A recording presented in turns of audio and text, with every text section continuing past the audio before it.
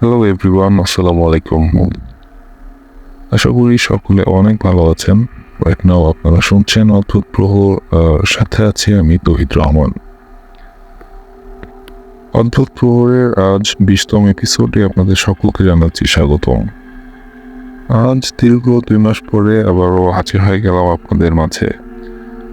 যদিও আসলে আমি আন্তরিকভাবে দুঃখিত, আসলে এতদিন আমি আপনাদের জন্য ঘটনা নিয়ে আসতে পারিনি।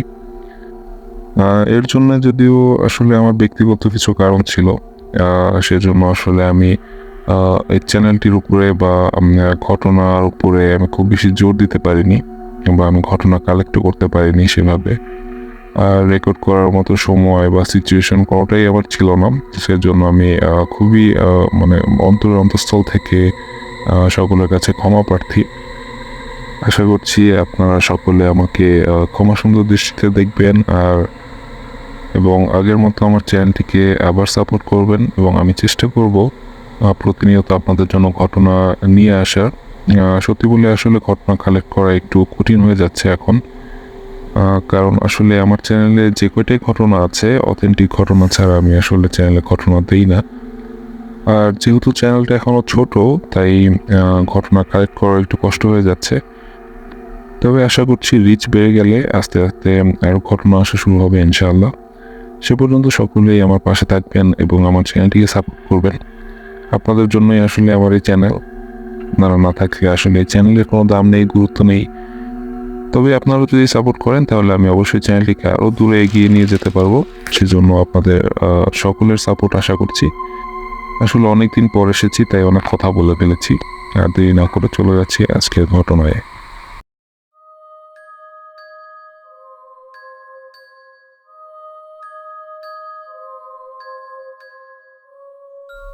ঘটনাটি যেভাবে এসেছে আমি ঠিক সেভাবেই পড়ছি। এমন এমন কিছু ঘটনা আমাদের চারপাশে প্রতিনিয়ত ঘটে যাচ্ছে, যা নিজ চোখে না দেখলে কেউ বিশ্বাস করবে না।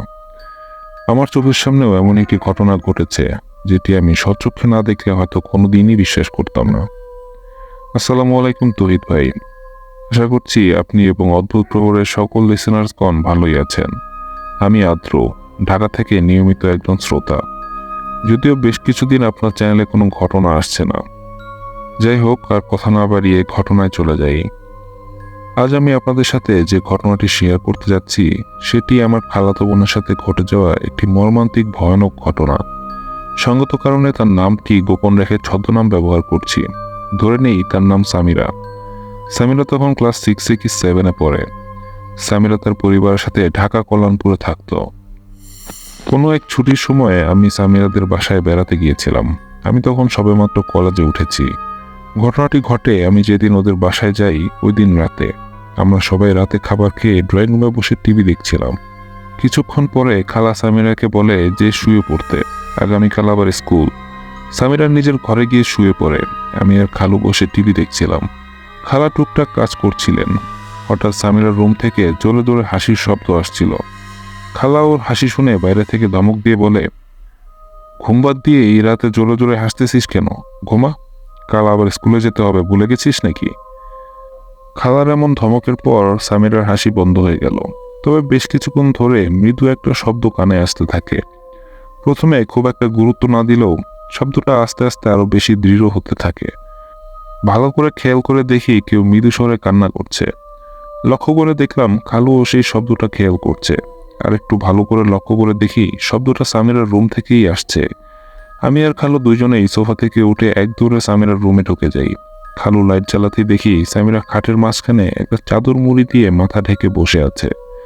আমাদের এইভাবে আসতে দেখে খালাও রুমে আসে। সামিরাকে এইভাবে দেখে খালা কয়েকবার ডাক দেয়, কিন্তু সামিরা কোনো উত্তর নেয় না। কান্নার শব্দ আরো বেড়ে চলেছে। খালা যে সামিরার মাথার ওপর থেকে চাদরটা সরিয়ে দিতেই সামিরা খালার দিকে তাকিয়ে এক অট্ট হাসিতে লুটিয়ে পড়ে। খালা কিছুটা ভয় পেয়ে পিছিয়ে আসে। সামিরা সেই সময় খাটে গড়াগড়ি করতে থাকে, আর একবার হাসে একবার কাঁদে। খালা সামিরাকে ধরে রাখতে চাইলেও পারছে না। পরে আমি আর খালু যে ধরি। খালা আর খালু সামিরার দুইজন দুই হাত ধরে, আর আমি ধরি দুই পা। কিন্তু অবাক করা বিষয় হচ্ছে, এতটুকু একটা মেয়ের গায়ে এত শক্তি কোথা থেকে আসলো? আমরা তিনজন মিলে তাকে ধরে রাখতে পারছিলাম না। এমনভাবে পা ঝাড়া দেয় যে আমি ছিটতে গিয়ে পড়ি। আবার এসে পা চেপে ধরি শক্ত করে। এর মধ্যে খালু অনেক সূরা পড়তে লাগলেন। খালু যত সূরা পড়ছে সামিরা তত বেশি ছটফট করছে। এক পর্যায়ে সামিরা খালুকে অকথ্য ভাষায় গালিগালাজ শুরু করে দিল আর বলতে লাগলো, ছাড় আমাকে, ছেড়ে দে, তোরা আমাকে আটকাতে পারবি না, কোনোভাবেই তোরা আমাকে আটকিয়ে রাখতে পারবি না, আমি ওকে নিয়ে যাব। এগুলো শুনে খালা এক দৌড়ে গিয়ে কোরআন শরীফ নিয়ে এসে সামিরার বুকের উপর চেপে ধরে। সাথে সাথে সামিরা শান্ত হয়ে সেন্সলেস হয়ে যায়। এগুলো দেখে আমি তো ভীষণ ভয় পাচ্ছিলাম, কিন্তু প্রকাশ করতে পারছিলাম না। আমি জিজ্ঞেস করলাম, এখন কি করবেন? খালু বলল সে মসজিদের হুজুরকে ডেকে নিয়ে আসবে। এই বলে খালু চলে গেল হুজুরকে ডাক দিতে। আমরা সামিরাকে খাটের সাথে বেঁধে রেখেছিলাম তখন। প্রায় 15-20 মিনিট পর হুজুরকে নিয়ে আসলেন খালু। হুজুর বাসায় ঢোকা মাত্রই সামিরা আবার জোরে জোরে হাসতে থাকে আর হুজুরকে উদ্দেশ্য করে এক পুরুষালী কণ্ঠে বলে, হুজুর, তুই আমার কিচ্ছু করতে পারবি না, ভালো চাস তো চলে যা, আমি ওকে নিয়ে যাব। যদি মরতে না চাস তাহলে পালা, এক্ষুনি পালা। হুজুর রুমে ঢুকে সামিরার গায়ে কিছু দোয়া করে ফু দেন। সামিরা তখন একটু শান্ত হয়ে যায়। খালাকে বলেন এক বোতল পানি আনতে।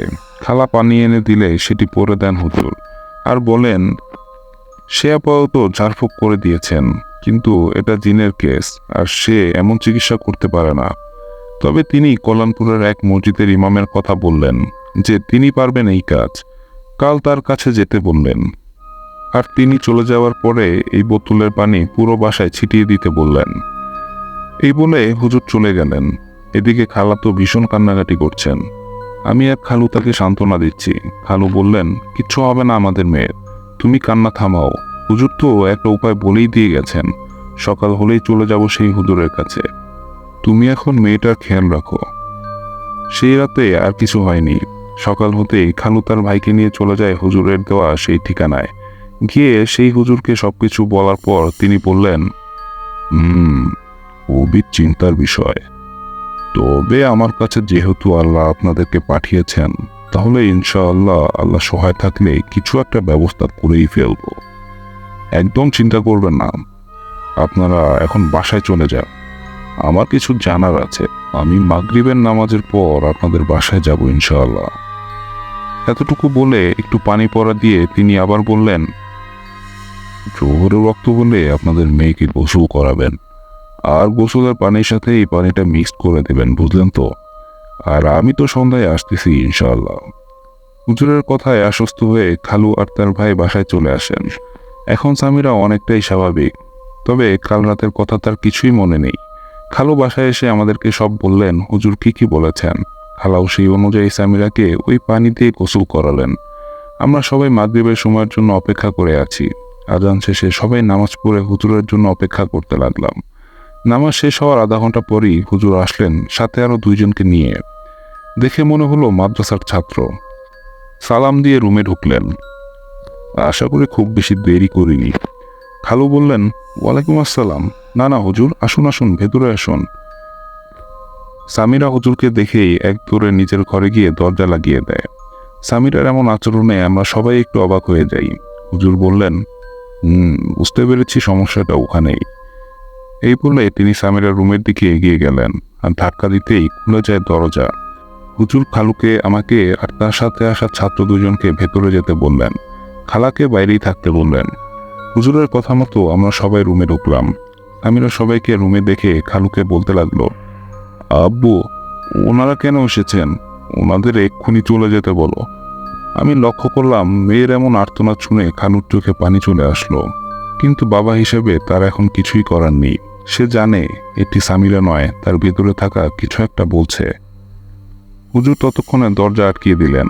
তার ছাত্ররা জানালা সহ বারান্দার দরজা সব আটকিয়ে দিল। সামিরা ততক্ষণে উত্তেজনায় সেন্স হারিয়ে ফেলেছে। হুজুর বললেন, তাড়াতাড়ি আপনার মেয়েকে খাটে শুইয়ে দিন আর হাত পা শক্ত করে ধরে রাখুন। আমরা হুজুরের কথা মতো তাই করলাম। হুজুর তখন তার ছাত্রদের সাথে রুকাইয়ার কাজ শুরু করলেন। কিছুক্ষণ পর সামিরার জ্ঞান ফিরল আর পুরুষালী কণ্ঠে বলে উঠল, ছেড়ে দে আমাকে, আমাকে আর কষ্ট দিস না, মরে যাচ্ছি আমি, ছেড়ে দে। হুজুর বললেন, তুই বাচ্চা মেয়েটিকে কেন ধরেছিস? কে তুই? বল বলছি, না হলে আজ তোকে কেউ বাঁচাতে পারবে না। সামিরের ভেতরে থাকা সেই পুরুষালী কণ্ঠে আবার বলে উঠল, আমি ইশরাক, একজন সিলাক প্রজাতির জিন। মেয়েটিকে আমার খুব পছন্দ হয়েছে, আমি ওকে নিয়ে যেতে চাই। হুজুর বললেন, তুই যেই হোস না কেন, ওকে যদি তুই ছেড়ে না দিস তাহলে তোকে আমি এক্ষুনি বন্দি করব। বল, ছাড়বি নাকি বন্দি করব? বল বল, তাড়াতাড়ি বল বলছি। এই বলে কিছু দরদরদ পরে ফু দিতেই সেই জিনটি আবার বলে উঠল, আমাকে দয়া করে ছেড়ে দিন হুজুর, আমাকে বন্দি করবেন না, আমি ওকে ছেড়ে দিব, আর কোনোদিন আসবো না আমি। হুজুর বললেন, ঠিক আছে ঠিক আছে, এক্ষুনি চলে যা বলছি, না হলে কিন্তু। না না হুজুর, আমি এক্ষুনি চলে যাচ্ছি, আমি কথা দিচ্ছি আমি আর কোনোদিন ফিরবো না। এটি বলার সাথে সাথে দেখলাম বারান্দার দরজাটা আপনা আপনি খুলে গেল, আর একটা ভারী গরম বাতাস এক ঝটকায় রুম থেকে বের হয়ে গেল। সামিরা তখন একদম নিস্তেজ হয়ে গেল। হুজুর বললেন, আলহামদুলিল্লাহ, আল্লাহর রহমতে এখন আর কোনো সমস্যা নেই। এই বলে সামিরাকে ঘুমে রেখে আমরা সবাই রুম থেকে বের হয়ে আসলাম। এরপর ড্রয়িং রুমে বসে খালু হুজুরকে জিজ্ঞেস করলেন, হুজুর কি হয়েছিল সামিরার, আর এখন সব ঠিক আছে তো? হুজুর বলতে শুরু করলেন, কিছুদিন আগে হয়তো আপনাদের মেয়ের স্কুল থেকে শিক্ষা সফরে নিয়ে গিয়েছিল, সেখানেই নারিকেলের বাগান থেকে জিনটি ওর পিছু নেয়। হুজুরের কথা শুনে খালা বললেন, হ্যাঁ হ্যাঁ ঠিক বলেছেন হুজুর, সেখান থেকে আসার পর থেকেই সামিরা অনেক চুপচাপ হয়ে গিয়েছিল, একা একা রুমে বসে থাকতো, আয়না দেখতো অনেকক্ষণ সময় ধরে। কিন্তু গতকাল যেটা হয়েছিল ওইটা কালই প্রথম হয়েছিল।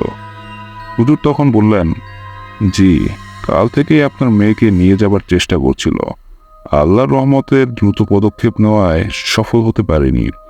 এখন আর কোনো সমস্যা হবে না ইনশাআল্লাহ। তবে আমি কিছু আমল দিয়ে যাচ্ছি, আপনারা নামাজ পড়ে দোয়া করবেন, আর সামিরাকেও নামাজ পড়ে এই আমলগুলো করতে বলবেন। আর আমি একটি তাবিজও দিয়ে যাচ্ছি শরীর বন্ধ রাখার জন্য। বেশি না, 3 মাস ব্যবহার করলেই ইনশাআল্লাহ আর ব্যবহার করতে হবে না। আপাতত আর কোনো সমস্যা নেই, এইবার আমাকে বিদায় দিন। খালু বললেন, জি অবশ্যই, তবে রাতে খাওয়া দাওয়া করে তারপরেই যাবেন। কিন্তু হুজুর কোনোভাবেই রাজি হচ্ছিলেন না। পরে হুজুরকে হাদিয়া স্বরূপ কিছু দিতে চাইলে তিনি তাতেও রাজি হন না, বরং বললেন, আমি কোনো টাকা পয়সা নিতে পারবো না, আমাকে ক্ষমা করবেন। মহান আল্লাহর ইচ্ছায় আমি যা করার করেছি, এর জন্য আমি কোনোভাবেই টাকা পয়সা নিতে পারবো না, ক্ষমা করবেন আমাকে। খালু তখন বললেন, আচ্ছা ঠিক আছে হুজুর, কিন্তু রাতে না খেয়ে আপনাকে কোনোভাবেই যেতে দিব না আমি। হুজুর তখন রাজি হলেন, বললেন, আচ্ছা ঠিক আছে, এত করে যখন বলছেন তাহলে খেয়েই যাব। এরপর তারা রাতে খাওয়া দাওয়া করে চলে গেলেন। আল্লাহর রহমতে সামিরা এখন সম্পূর্ণ সুস্থ। তো ভাই, এই ছিল ঘটনা, আমার নিজের চোখের সামনে ঘটে যাওয়া আমার খালাতো বোনেরই একটা ঘটনা। ভালো লাগলে পড়ে শোনাবেন, আর ভুল ত্রুটি ক্ষমা সুন্দর দৃষ্টিতে দেখবেন। সকলে ভালো থাকবেন। আসসালামু আলাইকুম।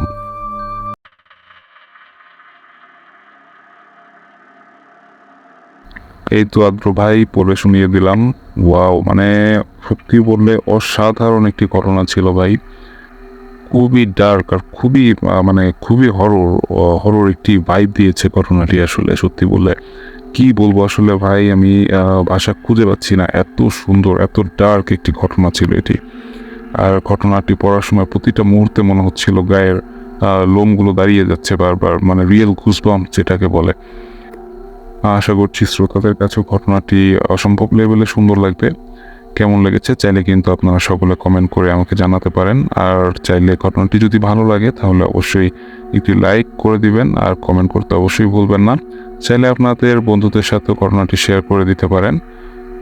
আর যারা আপনারা আমার এই চ্যানেলটি নতুন শুনছেন তারা কিন্তু চাইলে চ্যানেলটি সাবস্ক্রাইব করে বেল বাটনটি প্রেস করে রাখতে পারেন, যাতে করে পরবর্তী কোনো ঘটনা আসলে সেটি আপনারা মিস না করে ফেলেন।